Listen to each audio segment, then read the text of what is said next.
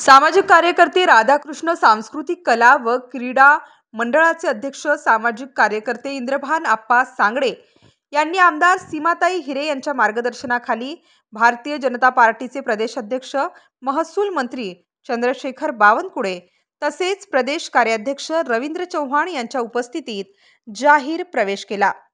सांगडे यांच्या प्रवेशामुळे नागरिकांमध्ये पौष्टिक वातावरण निर्माण झाले होते।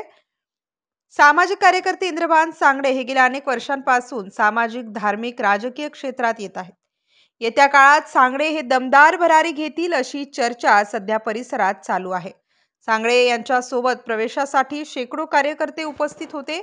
अधिक माहिती सामाजिक कार्यकर्ते इंद्रभान आप्पा सांगडे तर भाजपा नेते महेश हिरे यांनी दिली।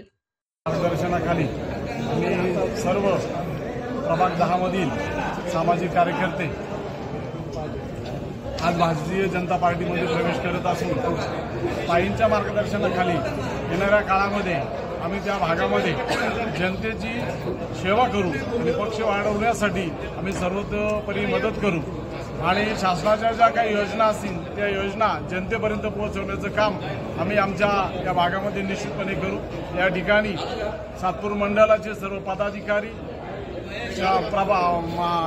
विधानसभेच्या आमदार सीमाताई हिरे, सामाजिक कार्यकर्ते गणेश बोलकर यांनी आम्हाला सर्वांना पक्षामध्ये सामावून घेतलं, त्याबद्दल मी प्रथमतः या सर्वांचे आभार व्यक्त करतो।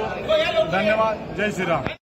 कार्यशाळा होती संघटन पर्वानिमित्त, त्या प्रित्यर्थ आदरणीय बावनकुळे साहेब, रवींद्र चव्हाण साहेब, श्रीदेव महाजन आणि विखे पाटील साहेब यांचं आज इथे संमेलन झालं। या संमेलनामध्ये आज सातपूर आणि सिडको नाशिक पश्चिम मतदारसंघातील अनेक कार्यकर्त्यांनी, नगरसेवकांनी भारतीय जनता पार्टीत प्रवेश केला।